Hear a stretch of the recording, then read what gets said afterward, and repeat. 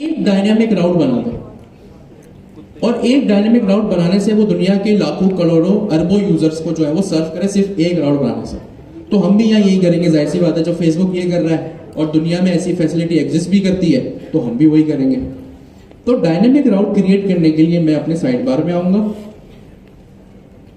आ गया side bar में। App के फोल्डर के अंदर मैं एक अदद फोल्डर बनाऊंगा जो कि होगा डायनेमिक। डायनेमिक का मतलब या तो डेटा डायनेमिक हो या वक्त से पहले तादाद नहीं बताओ।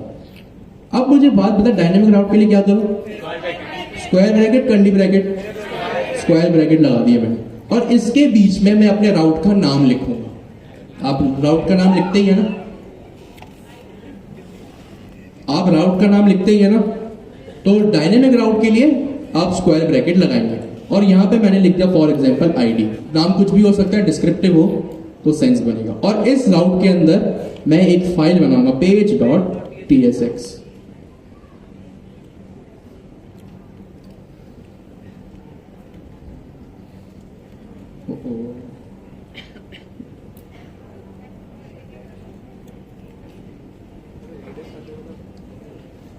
ठीक है, यहां मैंने अपना काम पूरा कर दिया और यहां लिख दिया कॉन्स्ट डायनेमिक बुक। नाम कुछ भी हो सकता है, डिस्क्रिप्टिव नाम बेहतर है। यहाँ पे रिटर्न स्टेटमेंट लगा दिया मैंने और यहाँ पे सिंपली मैंने लिख दिया। ठीक हो गया। अब मैं चाहता ये हूं कि किसी भी बुक के ऊपर क्लिक करूं तो मैं नेविगेट हो जाऊं उस बुक की आईडी के ऊपर। क्या हो जाऊं? नेविगेट हो जाऊं। तो मुझे एक बात बताएं, नेविगेशन के लिए नेक्स्ट जेएस में कौन सा कंपोनेंट अवेलेबल है? लिंक कंपोनेंट अवेलेबल है। तो मैं जब भी किसी लिंक कंपोनेंट पे क्लिक करूंगा मैं उस राउट पे चला जाऊंगा। तो मैंने यहां पे एक page.tsx में आके मैंने क्या, import link from next slash link. Simply मैंने इंपोर्ट किया और यहां पे आके बहुत रश लग गया। यहां पे आके मैंने क्या किया, अपने H1 को, जाहिर सी बात है बुक के नाम पे क्लिक हो, बुक का नाम मेरे H1 में आ रहा है तो मैंने यहां पे इसको लिख दिया इस तरह से। अब गौर से सुने कि मैं क्या करूंगा। लिंक कंपोनेंट में मैं पहले क्या करता था, सपोज करें अगर मुझे अबाउट के पेज पे जाना है तो मैं लिखता था स्लैश अबाउट स्लैश कॉन्टैक्ट। अभी मुझे ये चाहिए कि भाई मैं जैसे किसी बुक पे क्लिक करूं तो ये जो मेरा URL है यहां पे लोकल होस्ट 3000 स्लैश बुक की आईडी आ रहा है। तो इसके लिए क्या होता है भाई, उसके लिए मैं ये करूंगा कि यहाँ पे लिखूंगा ये निकनेम जो मेरा API से आ रहा है, मैं लिखूंगा स्लैश बुक डॉट ID। सही है, मैंने लिखा स्लैश बुक डॉट ID। ये बुक डॉट नेम से जैसे बुक का नाम आ रहा है ना, वैसे बुक डॉट ID से मेरे पास यहां पे बुक की ID आने लगेगी। सिंपल बुक डॉट ID, ये सारा डाटा API में आ रहा है, आप जो है वो वैलिडेट कर लें। जैसे बुक डॉट नेम से बुक का नाम आ गया, of course book dot ID से बुक की ID आ जाएगी। यहां पे मैं आया, देखें मेरे पास ये 1 2 3 4 आ रहा है। थोड़ा सा यहाँ पे स्पेस दे देता हूं।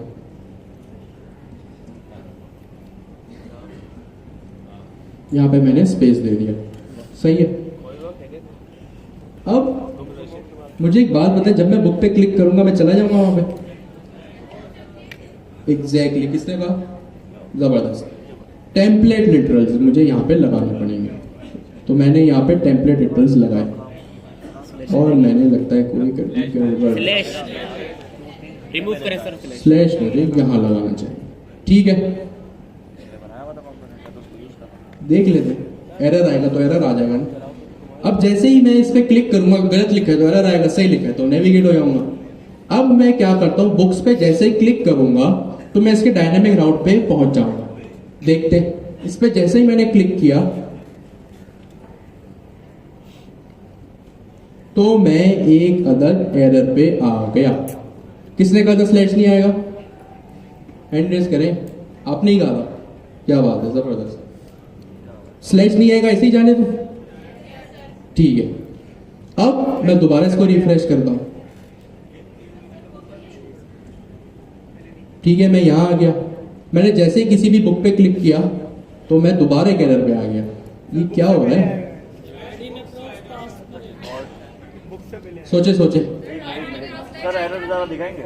क्या डायनेमिक राउट ये रहा, सर एरर दिखाएंगे ज़रा? यहाँ मैं लिख भी देता हूँ चलो डायनेमिक बुक। क्या नहीं किया? एक्सपोर्ट नहीं किया।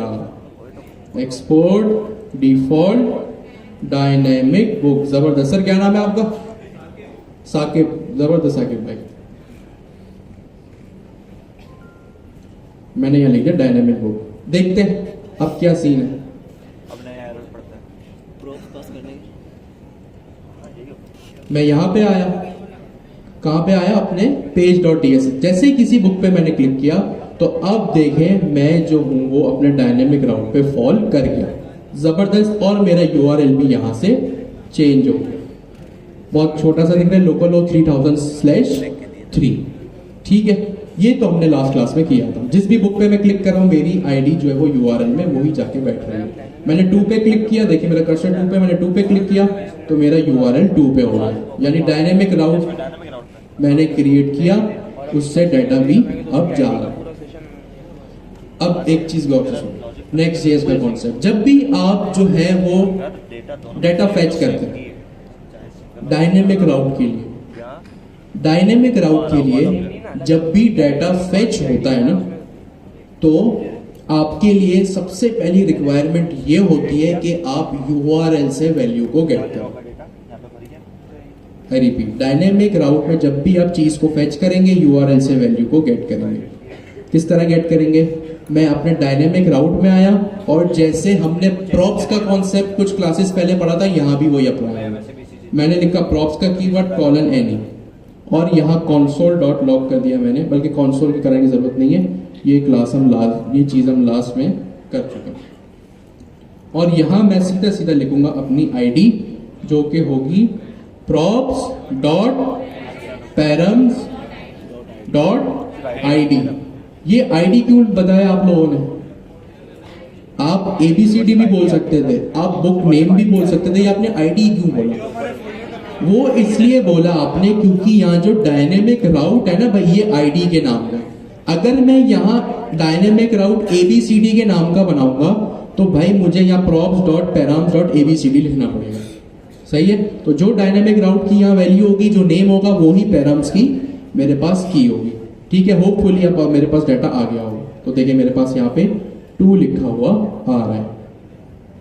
मैंने यहाँ पे इसको दिया क्लास नेम PL-5-5x। ठीक है, तो देखिए मेरे पास डाटा आ गया। मैं दोबारा पीछे गया, page.tsx पे आया, मैं 4 पे क्लिक करता हूँ, मेरे पास यहाँ 4 आ रहा है। मैं यहाँ पे 6 पे क्लिक करता हूँ, मेरे पास 6 आ रहा है। जबरदस्त। लेकिन अब सिर्फ आईडी तो गेट करनी नहीं होती, ये चीज तो हम लास्ट क्लास में भी की थी, हमने आज दोबारा करी। ये हमें सिर्फ आईडी तो गेट करनी नहीं होती, हमें बुक का नाम और डिस्क्रिप्शन वगैरह भी, जो भी प्रोडक्ट एपीआई में हमें मिलेगा वो हम उसको गेट करेंगे। अब यहाँ पे मैं डाटा कैसे गेट करूँ? वो इस तरह गेट करूंगा कि मेरे पास एक और एपीआई अवेलेबल है बुक्स एपीआई में। मुझे सिंगल बुक का डाटा गेट करना, तो देख रहे हैं यहाँ पे हेडिंग भी लिखी हुई है, get a single book. Single book तो ऐसे ही आएगी जैसे मैं आईडी पे क्लिक करूंगा तो डायनामिकली आएगी। मेरी इस वक्त जो है वो प्रॉब्लम स्टेटमेंट भी यही है। तो यहाँ पे लिखा हुआ है /books URL। ये /books वही चीज है जो अभी मैंने page.tsx में यहाँ पे लिखी हुई है।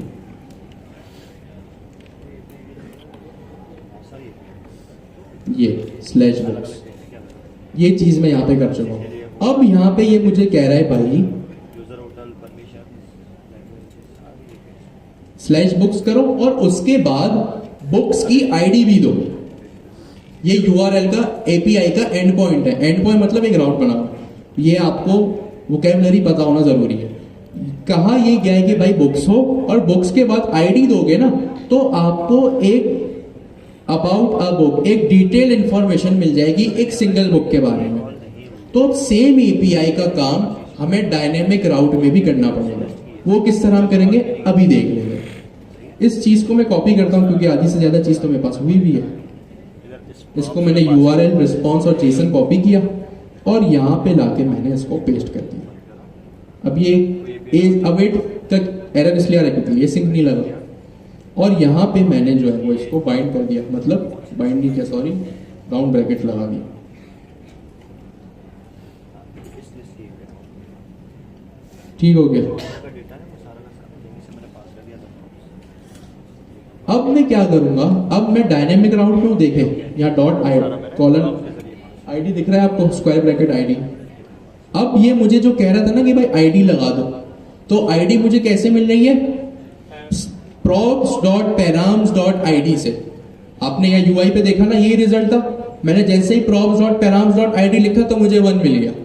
तो ये यहाँ पे एपीआई के एंड पॉइंट में भी यही कह रहा है कि भाई बुक्स के बाद एक आईडी लगा दो। इसने इस तरह आईडी लगाई है, मतलब ये मुझे एक इंडिकेशन दे रहा है कि भाई यहाँ एक डायनेमिक राउट होगा। तो मैंने इसको किया कॉपी, बल्कि इसको क्यों करूंगा, इसको कॉपी करूंगा, props.params.id, यहाँ पे लिखूंगा स्लैश, और यहाँ पे मैंने इस तरह लिख दिया props.params.id। सही लिखा है, सही लिखा है, टेम्पलेट लिटरल्स में आएगा। क्यों, क्योंकि ये जो एपीआई है, एपीआई का एंड पॉइंट है, ये क्या है, स्ट्रिंग है, और ये चीज क्या है, मेरी जावास्क्रिप्ट है, यानी नेक्स्ट जेएस से आ रही है। तो जाहिर सी बात है जब दो चीज आपस में यूज होंगी तो टेम्पलेट लिटरल्स आएंगे। मैंने यहाँ पे जो है वो इसको इस तरह कर दिया। अब मेरा यूआरएल पता है बिहाइंड द सीन्स क्या बनेगा, मैंने इसी को कॉपी किया, पेस्ट किया, इसको कमेंट आउट कर देता हूं। बिहाइंड द सीन्स मैंने लिखा बुक्स स्लैश, यहाँ पे जो भी यूआरएल में, जो भी, फिर मैं रिपीट कर रहा हूं, अभी जो मैंने चीज 5 मिनट पहले गई थी, जब भी डायनेमिक डेटा चाहिए यूआरएल से डेटा गेट करना पड़ेगा, यूआरएल से डेटा गेट करना पड़ेगा। तो मैंने लिखा बुक्स स्लैश 1। तो अगर यूआरएल में 1 होगा तो इस props.params.id की हेल्प से मेरे पास जो है वो यहाँ 1 आ जाएगा। अगर यूआरएल में 4 होगा तो यहाँ 4 आ जाएगा, 7 होगा, 7, कोई भी वैल्यू दुनिया की यहाँ पे इतनी बड़ी भी होगी तो वो वहां पर सिर्फ इतना सा कोड लिखने से आ जाएगी। ठीक है, अब मैं क्या करता हूँ, यहाँ पे इसको कंसोल कराता हूँ और यहाँ पे एक लेबल लगा लेता हूँ ताकि कंसोल में मुझे पता चले। मैंने लिखा सिंगल बुक रिस्पॉन्स, इसको मैं कॉपी करता हूं, चलाता हूं।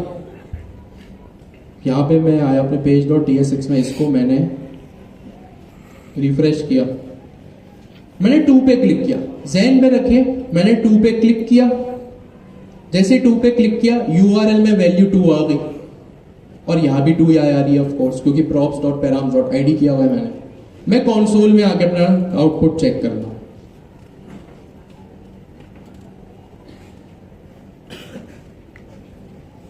ठीक है, देखें यहाँ पे सिंगल बुक रिस्पॉन्स, ये लेबल दिख रहा है, ये मैंने आपकी आसानी के लिए लगाया, ये तो मैंने खुद से लिखा है, जो मैंने यहाँ पे लिखा था सिंगल बुक रिस्पॉन्स। ठीक है, अब ये मुझे क्या रिटर्न कर रहा है, एक सिंगल ऑब्जेक्ट रिटर्न कर रहा है। ऑफ कोर्स अब एक बुक आ रही है, एक बुक आ रही है तो डाटा सिंगल ऑब्जेक्ट ही आएगा। तो यहाँ पे देखें मैंने 2 वाली आईडी पे क्लिक किया था page.tsx में, ऊपर यूआरएल में भी 2 आया था। तो देखिए यहाँ जो मेरे पास एक सिंगल ऑब्जेक्ट रिसीव हुआ है वो भी 2 में ही रिसीव हुआ है। इट मींस मैंने सक्सेसफुली डाटा फैच कर लिया। इसको आप यूं याद रखें कि भाई जब एक साथ page.tsx में डाटा रिसीव हो रहा था तो एरे में ऑब्जेक्ट आ रहा था। इसको यूं याद रखें कि भाई मुझे जब आप सबको बुलाना होगा तो मैं क्या कहूंगा, सारे स्टूडेंट्स आ जाएं। क्या कहूंगा, सारे स्टूडेंट्स आ जाए। लेकिन आप में से अगर किसी सिंगल स्टूडेंट को, सिंगल ऑब्जेक्ट को अगर मुझे बुलाना है, जैसे अभी मैंने सीनियर स्टूडेंट बुलाए, किस तरह बुलाए, उनका नाम या उनके रोल नंबर से बुलाए, क्योंकि वो उनकी यूनिक आइडेंटिटी है। जैसे आपका CNIC, सबको बुलाना होगा तो क्या कहूंगा, सारे स्टूडेंट्स आ जाए। लेकिन आप में से किसी सिंगल को बुलाना होगा तो मैं उसकी आईडी से या उसके नाम से उसको बुलाऊंगा। तो मैंने यहाँ पे अभी फिलहाल एपीआई मेरी आईडी पे काम कर रही है तो मैंने यहाँ आईडी लिखा। अब क्योंकि सिंगल ऑब्जेक्ट है और मुझे इसका नाम लिखना है और ऑथर लिखना है, तो मुझे पता है मैं क्या करूंगा,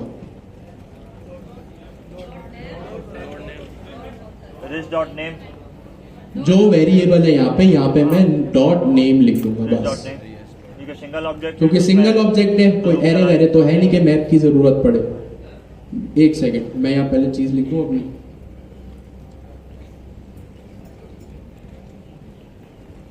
मैंने यहां पे आके लिखा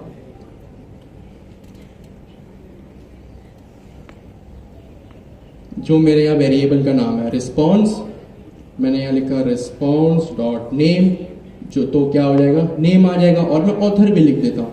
तो मैंने क्या किया, यहाँ पे रिस्पॉन्स डॉट ऑथर भी लिख दिया। ये सारा डाटा जो कीज हैं मेरी सब की सब जो है वो एपीआई से आ रही है। अब मैं आता हूँ, होपफुली अगर कोड सही लिखा है तो देखें डाटा आ गया। मैं दोबारा पीछे आता हूँ, इसको रिफ्रेश करता हूँ।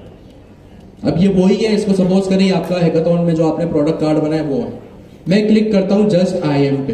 अब होता क्या है कि जब भी मैं जस्ट आई एम पे क्लिक करूं तो मैं एक डायनेमिक राउट पे जाऊं जहां पे मुझे उसकी डिटेल्स मिल जाए। मैंने जस्ट आई एम के टाइटल पे क्लिक किया, देखिए मेरा कर्सर यही है, मैंने जैसे इस पे क्लिक किया तो डायनेमिक राउट भी मुझे जस्ट आई एम का मिल रहा है और जो इसका ऑथर है वो मुझे मिल रहा है। सही है। दोबारा मैं कहता हूँ किसी और पे क्लिक करता हूँ, अनटाइम्ड पे मैंने क्लिक किया, जैसे ही मैं अनटाइम्ड पे आया तो देखें मुझे अनटाइम्ड का जो बुक का नाम है वो मिल रहा है और इसका ऑथर मिल रहा है।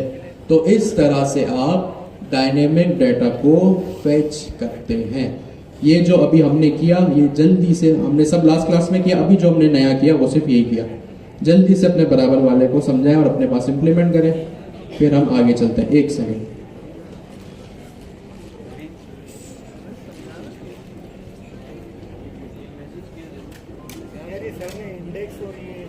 बल्कि ये तो हम लास्ट क्लास में कर चुके हैं।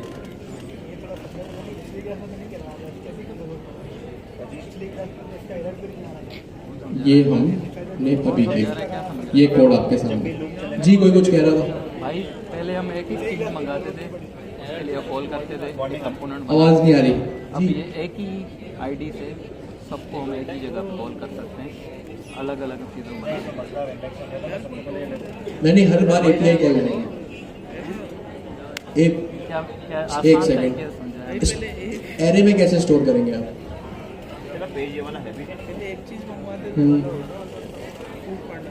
तो पहले देखो, नहीं ऐसा नहीं। आपको डाटा जो स्टैंडर्ड है ना वो एपीआई से फैच करना होगा। अगर कल को डाटा चेंज हो गया फिर आप ये जुगाड़ कर सकते हैं कि आपने वहीं पे एक वेरिएबल पास कर उसके प्रॉप के थ्रू पास कर दिया। तो हम यही कहना चाह रहे शायद। हम पिक्चर को भी करेंगे बट उसकी डेटा वहाँ से खुद लेंगे आ जाए। सही है।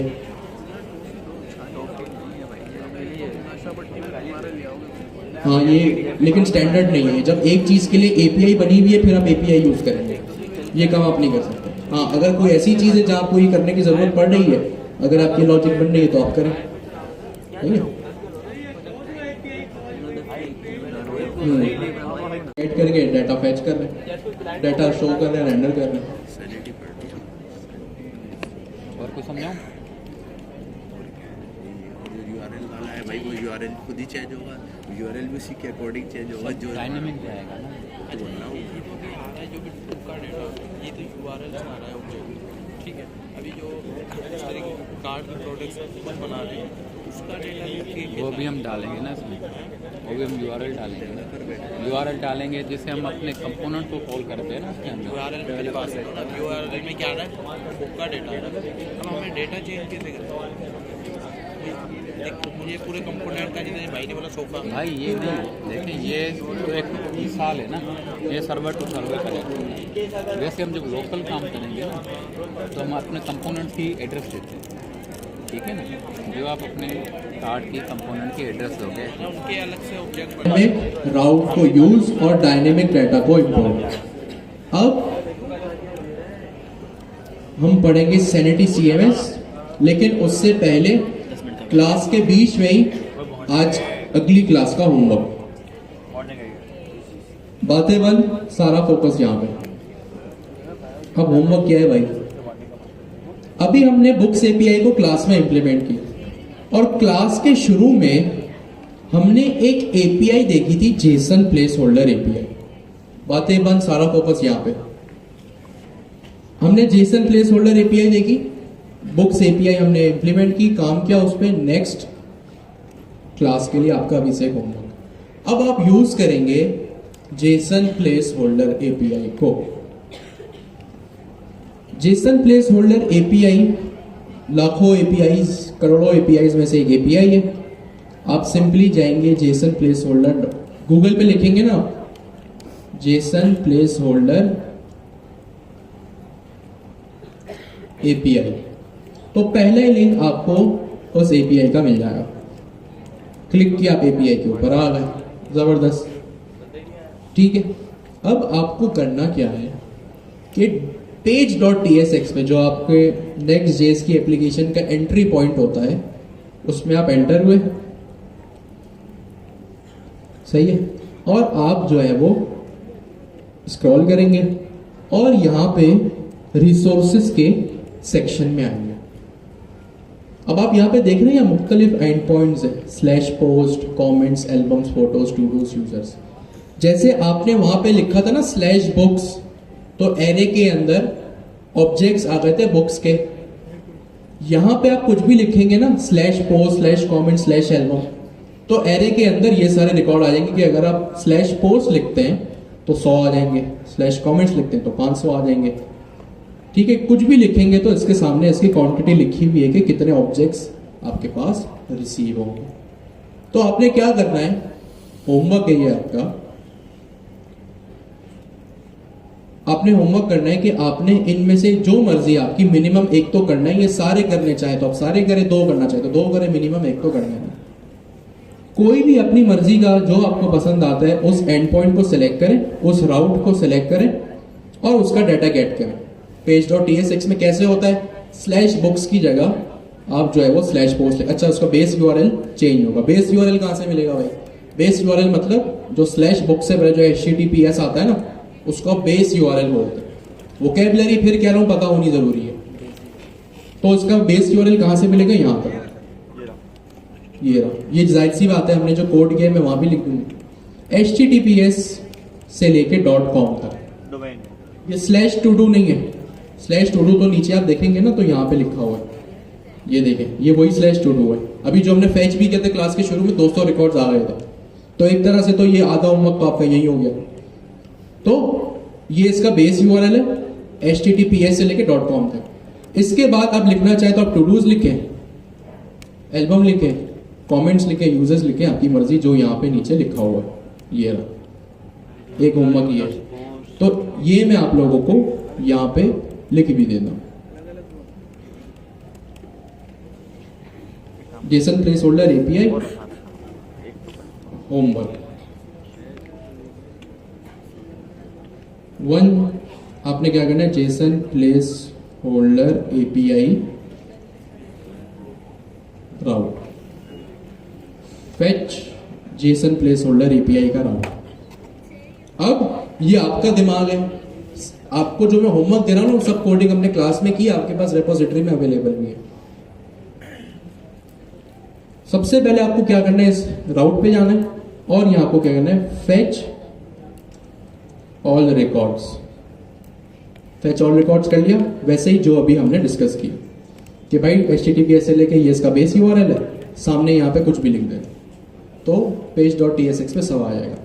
अब जो यहाँ /1 लिखा है ना, ये वही /1 है जो आप आईडी देते हैं, जो अभी हमने आईडी वाला काम किया ना, props.param.id डायनेमिक राउट में, और फिर डायनेमिक राउट के अंदर एक एपीआई चलाई और props.param.id को स्लैश वहां पे लिखा। ये पूरा होमवर्क मैंने बोल भी दिया, अब आपका दिमाग है, आप इसको इंप्लीमेंट करें।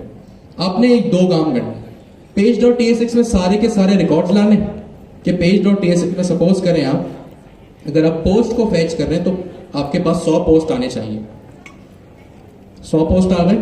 उसके बाद में जैसे ही किसी भी पोस्ट पे क्लिक करूं तो मैं उसके डायनेमिक पेज पे जाऊं, ऑफ कोर्स उसकी आईडी की मदद से ही मैं जाऊंगा, और कोई दूसरा चारा तो है नहीं। वहां पे मैं चला गया, किस तरह जाऊंगा, कोड हमने कर लिया, अभी आपका दिमाग है अब इस पर इम्प्लीमेंट कैसे करते हैं। ठीक हो गया, आपने यहां पे ये काम किया और आप उसको डायनेमिक राउट में वहां पे फैच कर देंगे, डायनेमिकली फैच रिकॉर्ड्स। ठीक है, अब ये पूरा होमवर्क आपके सामने 3 सेंटेंसेस में लिखा हुआ है कि भाई जेसन प्लेस होल्डर पे जाओ, सारे रिकॉर्ड्स फैच करो और डायनेमिकली भी जो है वो डाटा फैच करो। अब सब के सब यहाँ पे जितने भी बैठे हुए ना इसको नोट डाउन करें, चाहे इसको पेन पेपर पे लिखें, इसकी फोटो खींचे, इसको लैपटॉप पे लिखें, जो करना है करें, जल्दी से इसको रिकॉर्ड करें, सॉरी अपने पास नोट डाउन करें। ये आपका नेक्स्ट क्लास का होमवर्क है।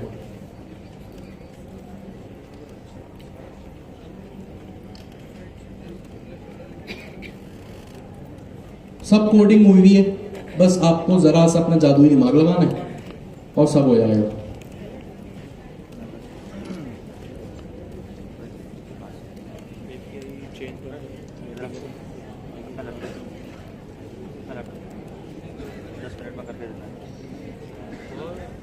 अच्छा जी, होमवर्क हो गया। अब दूसरी चीज ये कि देखिए आप लोग माशाल्लाह से क्लास में आते हैं, मेहनत करते हैं, पार्टिसिपेट करते हैं। संडे के दिन आप लोग जो है वो पढ़ाई कर रहे हैं, दुनिया आराम कर रही है, बहुत अच्छी चीज़ है। आप लोग टैलेंटेड भी हैं, आप लोगों ने हैकाथॉन भी बनाया है ज़बरदस्त। देखिए अब आप लोगों की आप लोग उस स्टेज पे पहुंच गए कि जब आप लोग जो है ना अपने टैलेंट को, अपने नॉलेज को दुनिया के साथ शेयर करें, दुनिया को बताएं कि हाँ भाई हम इस चीज़ के एलिजिबल हैं। अगर आपने नहीं बताया ना तो आपका जो ये सारा टैलेंट है ना इन चार दीवारों के बीच ही रह जाएगा। और मैं तो जानता हूं, मैं जान के क्या करूंगा, मुझे तो पता ही है। अब आप लोगों का वो स्टेज आ गया है इस कोर्स का कि आप दुनिया को बताएं कि हाँ भाई मैं वेब डेवलपमेंट की दुनिया में एंट्री लेने के लिए रेडी हूं। एंट्री लेने का मतलब ये है कि चाहे आप खुद के प्रोजेक्ट्स बनाए, साइड प्रोजेक्ट्स, या किसी क्लाइंट का प्रोजेक्ट पकड़े छोटा मोटा, या वो भी ना पकड़ सकते हैं तो आप जो है वो अपने स्किल को पॉलिश करना शुरू करें और दूसरों को भी बताएं। सबसे मेन बात तो ये है, दूसरों को कैसे बताएंगे? आपके पास एक पावरफुल टूल अवेलेबल है, लिंक्डइन। नाम सुन रखा है? लिंक्डइन आपके पास अवेलेबल है। लिंक्डइन अब वो दिन चलेंगे कि आप जो है वो दर दर हर ऑफिस जाके जो है वो अपना रिज्यूमे, अपना सीवी देंगे। अब सारी कंपनीज क्लाइंट्स ढूंढने, एम्प्लॉयज ढूंढने, अपने क्लाइंट्स ढूंढने आती हैं लिंक्डइन के ऊपर। अब लिंक्डइन पे जाहिर सी बात है काम, अभी कुछ दिनों पहले दानियाल भाई से बात हो रही थी, सर दानियाल नागोबी से, वो ये कह रहे थे यार मार्केट में काम बहुत है लेकिन बंदे नहीं है, अच्छे बंदे नहीं है, स्किलफुल लोग नहीं है, बंदे बहुत है, अच्छे बंदे। तो मैं हमेशा से जो बात कहता हूँ भाई, मुझे कोई शौक नहीं है आप लोगों से काम करवाने का। अब आप लोग मेहनत कर रहे हैं, प्रैक्टिस करें, हैंड्स ऑन एक्सपीरियंस करें, आपके खुद के कॉन्सेप्ट क्लियर होंगे। आप लोग 10 बजे से प्रोग्रामिंग पढ़ रहे हैं, आप लोगों ने ये चीज़ तो आइडेंटिफाई कर ली होगी कि इसके अलावा कोई चारा नहीं है हैंड्स ऑन एक्सपीरियंस करने के अलावा। अगर है तो मुझे भी बता दो भाई, मुझे भी बहुत पढ़ना पड़ता है। तो हैंड्स ऑन एक्सपीरियंस करें और लिंक्डइन को जितना हो सके ना यूज करें। अपनी प्रोफाइल बनाएं, नहीं बनी हुई है तो, और एक अच्छी प्रोफाइल बनाए स्टैंडर्ड। सबसे पहले तो उसकी प्रोफाइल फोटो अच्छी होनी चाहिए ताकि पता चले पीछे एक जो है वो ओरिजिनल बंदा बैठा, कोई स्कैम फ्रॉड नहीं है। अपनी एक प्रोफेशनल तस्वीर लगाएं, लड़के लड़कियां दोनों, जिसमें आपका फेस और शोल्डर तक जो है वो चीजें जाए, और एक प्रोफेशनल फोटो, इंस्टाग्राम वाली नहीं कि ब्लैक चश्मे पहने और बराबर वाली बिल्डिंग पे देख रहे हैं, वो नहीं। ये तो लड़कों का पोज है, लड़कियों का जो स्टैंडर्ड पोज है वो मैं यहाँ बताता अच्छा नहीं लगूंगा यहाँ पे, आप लोगों को पता है। तो प्रोफेशनल, और जो लड़कियां निकाब करती हैं, फेस मास्क यूज करती हैं, that is totally all right, कोई मसला नहीं है। और लिंक्डइन पे जाए कैसे, आपके पास बहुत कंटेंट है। नेक्स्ट जेएस में आपने पहली क्लास से लेके जो पढ़ा, टाइप स्क्रिप्ट में पहले क्वार्टर में जो पढ़ा, एआई एजेंट वगैरह जो आपने जो सीखा, जो आप फ्यूचर में पढ़ोगे, सब आप लोगों के पास बहुत कंटेंट है। क्लास में आप क्या पढ़ते हैं? क्लास का एक स्नैपशॉट ले भाई कि मैं लैपटॉप चला रहा हूँ, ये मेरे जो है वो दोस्त हैं। कोई स्टेज पे आ रहा है तो अपने बराबर वाले दोस्त को बोलते यार मेरी एक वीडियो बना दो, और उसको लिंक्डइन पे जाके पोस्ट करें कि भाई आप एक एक्टिव मेंबर हैं इस कोर्स के और जो है वो चीजों को पढ़ रहे हैं। जैसे आप रेगुलर पोस्टिंग करेंगे ना, जब भी कोई क्लाइंट आएगा, कंपनी आएगी, सबसे पहले आपकी प्रोफाइल पे जाएगी और सबसे पहले आप उसका कॉन्फिडेंस वही जीत लेंगे कि हाँ ये बंदा कंसिस्टेंट लर्नर है, कंसिस्टेंट असाइनमेंट, प्रोजेक्ट्स, होमवर्क्स कर रहा है, इसको चीज आती है काम का बंदा, एज कंपेयर टू जिसकी लिंक्डइन प्रोफाइल बिल्कुल फारिग है। तो अपने लिंक्डइन को जितना हो सके उतना यूज करें और उसमें मेंशन करें। सबसे पहले तो अपने आपस में कनेक्शन बनाएं। लिंक्डइन पे जाए, कोई भी कैप्शन लिखे चैट जीपीटी जिंदाबाद, और नीचे में हम सब टीचर्स की प्रोफाइल वहां अवेलेबल है, हमें मेंशन करें, हम आपकी प्रोफाइल पे जो है वो रिएक्ट करेंगे, इंप्रेशन आपके बढ़ेंगे। और नीचे लिखे संडे 2 to 5 और ये टीचर्स के नाम जो 4-5-6 टीचर्स हैं आपके, ये सब आप आज से अभी से घर जाके सबसे पहला काम यही करेंगे, हफ्ते में हर बंदा 2-2, 3-3 पोस्ट करे, एक दिन छोड़ के एक दिन। रोज कर सकते तो बहुत अच्छी बात है। अपने असाइनमेंट पोस्ट करें, अपना होमवर्क पोस्ट करें, क्लास का स्नैपशॉट लेके पोस्ट करें, हैकाथॉन बनाए वो रखें। बहुत टीचर बन जाए लिंक्डइन पे जो आपके फॉलोअर्स हैं कि भाई लिंक कंपोनेंट ये होता है, इमेज ये होता है, राउटिंग ये होती है, डायनेमिक ये होता है, एपीआई ये होता है, जेसन ये होता है, फैच ये होता है। टाइप स्क्रिप्ट में आपने इंटरफेस पढ़ा, एलियस टाइप एलियस पढ़ा, टपल्स पढ़े, इनम्स पढ़े, कंटेंट बहुत है। आप अगर अपनी इंडस्ट्री में कोई अगर बैंकिंग सेक्टर में कोई टीचर है, कोई डिजाइनर है, जो है आप रिएक्ट नेटिव वाले भाई हमारे, ऑफिस में अब एआई का इन्फ्लुएंस हर जगह होगा। देखिए कि फ्यूचर में या आज की तारीख में एआई आपकी फील्ड में क्या कर रही है और मजीद क्या करेगी। कोई अगर ब्लॉकचेन वाला बैठा है, देखे डिजाइनिंग, देखे कि किस तरह जो है महीनों 2-3 महीने की आप मेहनत करते तो एक एनिमेशन वीडियो बनाते थे। अब किस तरह chat GPT, daily 3 minute journey ने इस काम को जो 3 महीने में होता था 3 मिनट 3 घंटे में हो जाता है। तो लिंक्डइन पे जितना हो सके ना तहलका मचा दे संडे 2 to 5 की क्लास का। हर चौथी पोस्ट बाद आप लोगों का ही पोस्ट आ रहा है।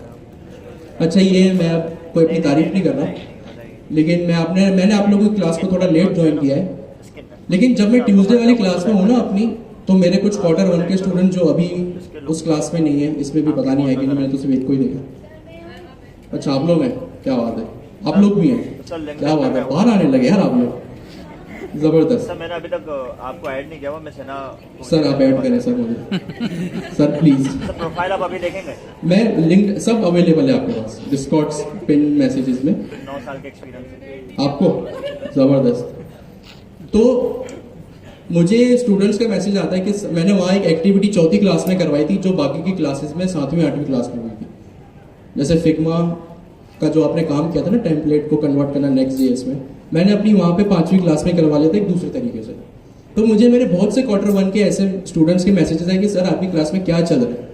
मैंने कहा भाई क्या हो गया, खैरियत, मेरी क्लास में ऐसा क्या चल रहा है। तो बोला आपकी क्लास के जो स्टूडेंट लिंक्डइन के ऊपर प्रोजेक्ट्स बना बना के पोस्ट कर रहे हैं ना, वो बहुत अट्रैक्टिव है।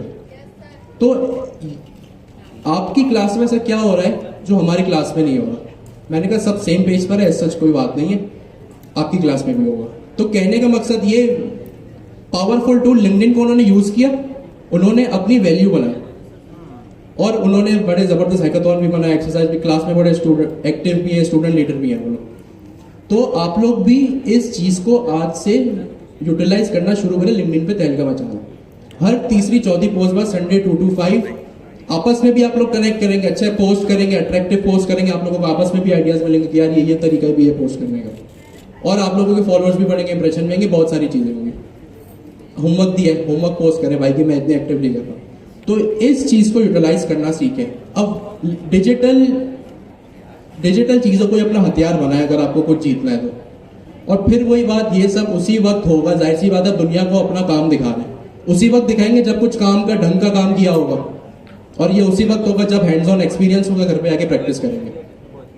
तो सारी चीजें आपस में कनेक्ट हो रही हैं, सही है। तो अभी के लिए आप लोगों के लिए मैसेज था कि लिंक्डइन को यूटिलाइज करें। एपीआई हमने पढ़ा, 10 मिनट का ब्रेक करें, 3:25 हो रहे, 3:35 पे हम फिक्स शुरू करेंगे। यानी किसी ने बनी बनाई एपीआई अपनी सर्वर पे रख दी, हम बस उसको यूज कर रहे हैं। यहाँ से लगा ले, मेरा वाला यहाँ से निकाल ले। ठीक है, अच्छी बात है, एपीआई यूज करना तो अच्छी बात है, लेकिन उस एपीआई में अभी एक खामी है, मतलब एपीआई में नहीं, हमारी तरफ से हम एक जगह से रिस्ट्रिक्टेड है। वो ये है, सारी बातें वो ये रिस्ट्रिक्शन है हमें कि हम जो है अभी उस बनी बनाई एपीआईज में सिर्फ डाटा गेट कर रहे हैं, पोस्ट नहीं कर रहे, या अपना कोई डाटा हम खुद से ऐड नहीं कर सकते। जाहिर सी बात है, जब ऐड नहीं करो तो हम डिलीट भी नहीं कर सकते, अपडेट भी नहीं कर सकते, क्योंकि ये चीजें आप अपनी खुद की हाथों से बनाई हुई एपीआई में करते हैं। अभी हम वो नहीं पढ़ रहे, वो हम कुछ टाइम बाद पढ़ेंगे। अगर किसी के जहन में ये सवाल हो ना कि हमने तो सिर्फ डाटा गेट किया है, ऐड नहीं किया है, उसको डिलीट नहीं किया है, तो दूसरों की एपीआई में आप रिस्ट्रिक्टेड होते हैं कि आप कभी भी खुद से डाटा ऐड नहीं कर सकते, डिलीट नहीं कर सकते। ये आप हमेशा उस वक्त करते हैं जब आप अपने खुद की एपीआई जो है वो बनाते हैं, और आप अपनी खुद की एपीआई भी बनाते हैं, हम वो भी सीखेंगे एक आध क्लास या नेक्स्ट क्लास में हम सीखेंगे। अभी हमारा टॉपिक थोड़ा इंटरेस्टिंग, इजी भी है, इंटरेस्टिंग भी है। वो ये है कि अभी हमारा नेक्स्ट टॉपिक, हम खुद से एपीआई कैसे बनाएंगे वो भी हम सीखेंगे, बट मीनवाइल हमारा एक नया टॉपिक, और वो है आप हमारी जो ऑफिशियल आज चले जाओ, रेपोजिटरी है ना, इधर ये खाली कर वहाँ जाओ, हमारी जो ऑफिशियल रेपोजिटरी है फिर चले जाओ। लर्न नेक्स्ट.जेएस पेनावर्स, हमने हर चीज़ उसमें से ही पढ़ी। ये देखें अमीन भाई का हैकाथॉन, फिर hello world, routes, link component, dynamic segment वही यानी डायनेमिक राउट, रेंडरिंग थियोरी यानी एसएसआर, आईएसआर, एसएसडी, स्टाइलिंग मतलब टेलविंड, सीएसएस जो हमने पढ़ा, इन्वोकिंग एपीआई, अभी जो हमने एपीआईज के साथ डाटा गेट किया। नेक्स्ट टॉपिक है हमारा स्टेप 09 हेडलेस सीएमएस। अब हेडलेस सीएमएस क्या होता है, इसके क्या बेनिफिट्स हैं, ये हम अभी देखते हैं। इसको हम इस तरह स्टार्ट करेंगे। सैनिटी पे ना भैया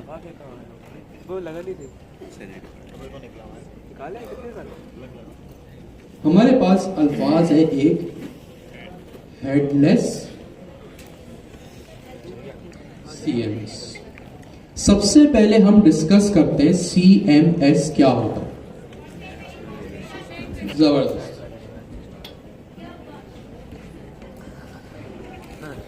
कंटेंट मैनेजमेंट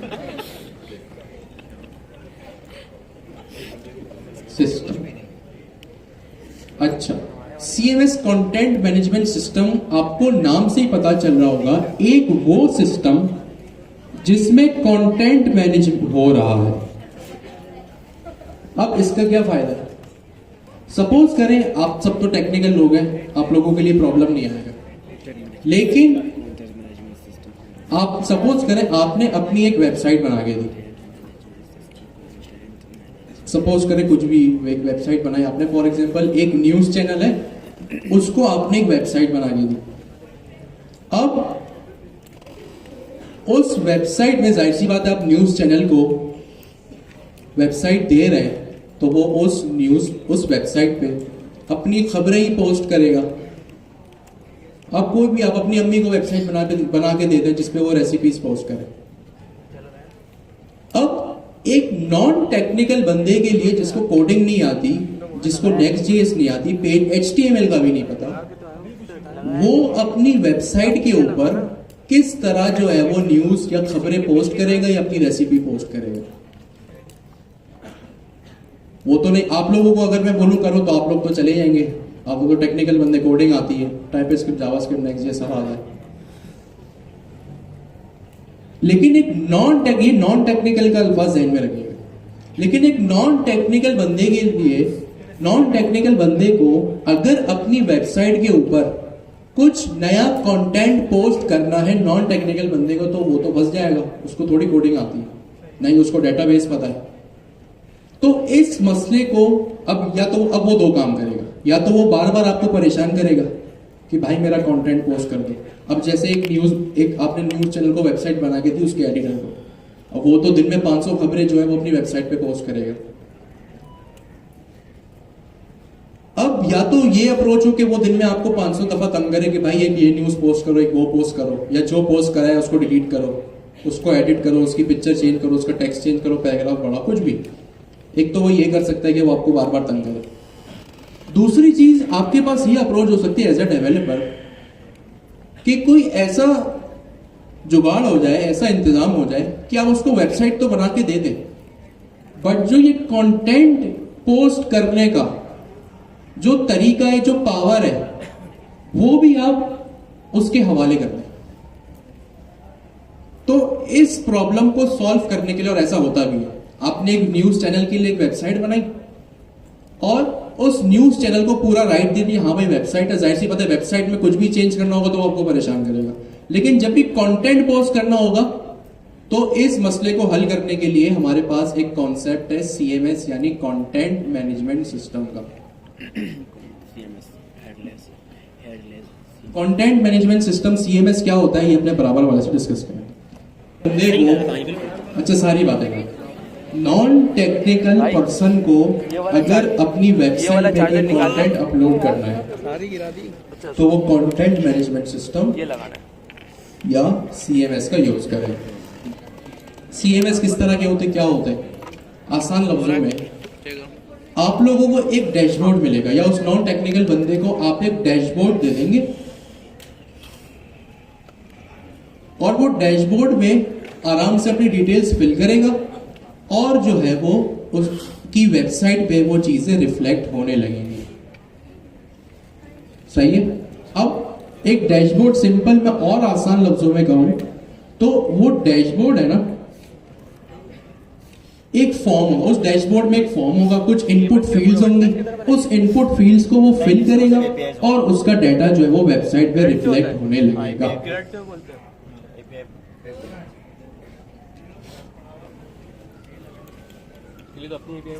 ठीक है। जैसे अब आप सपोज करें, अब तो आप लोगों को कोडिंग आती है, आप लोगों को अगर सपोज करें आप 1-1.5 साल पहले के टाइम में आप लोगों को कोडिंग वगैरह कुछ नहीं आता, लेकिन अगर कोई आपको बोले कि मेरी वेबसाइट पे डाटा पोस्ट करो, तो आप लोग बोलते भाई मैं कैसे करूं। लेकिन अगर आप लोगों को मैं एक डैशबोर्ड देता 1-1.5 साल 2 साल पहले और बोलता इस डैशबोर्ड को यूज करके अपना डाटा जो है वो फिल करो, तो आप आसानी से कर देते हैं। वो डैशबोर्ड में क्या होता, कुछ भी नहीं होता, सिंपल सी इनपुट फील्ड होती है। सपोज करें आपकी एक ब्लॉग वेबसाइट है, उस ब्लॉग वेबसाइट में एक आपके पास इनपुट फील्ड है जिसका नाम है ब्लॉग का टाइटल।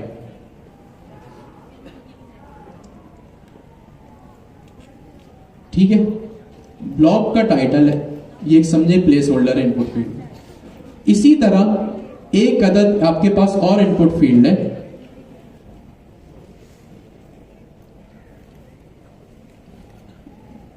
जो है ब्लॉग के डिस्क्रिप्शन की, कि भाई ये इस पे अपने ब्लॉग की डिस्क्रिप्शन पोस्ट करो।